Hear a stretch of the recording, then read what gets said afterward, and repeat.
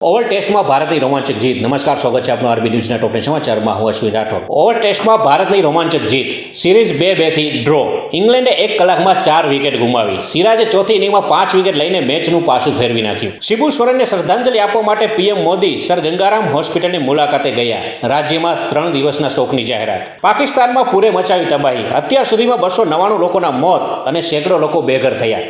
મોદી સરકારના 10 વર્ષના શાસનમાં 17 કરોડ યુવાનોને નોકરી અને રોજગારી પૂરી પડાય. મનસુખ માંડવિયાનું નિવેદન. ભારતમાં 5 વર્ષમાં રૂપિયા 7.08 લાખ કરોડની જીએસટી ચોરી પકડાય. યમનના દરિયાકાંઠે બોટ પલટી જતા 68 લોકોના મોત. મૃતદેહો તણાઈને દરિયાકાંઠે આવ્યા. હજુ 74 લોકો ગુમ. ગાઝામાં ભોજન લેવા આવેલા લોકો પર અંધાધૂંધ ગોળીબાર. 23ના મોત. 1 વાઘણ, 4 વાઘબાળ અને વાંદરાઓ પછી કટકમાં 20 મોરના મોત. પંજાબ અને હરિયાણાના 10 સેશન્સ જજોએ હાઈકોર્ટના ન્યાયાધીશ તરીકે શપથ લીધા. 1996 પછી પહેલીવાર બોઈંગના ફાઇટર જેટ બનાવતા 3200 કામદારો હડતાળ પર ઉતર્યા. તો આ તારના ટોપ ન્યૂઝ અને હું તો આપની સાથે અશ્વિન રાઠોડ.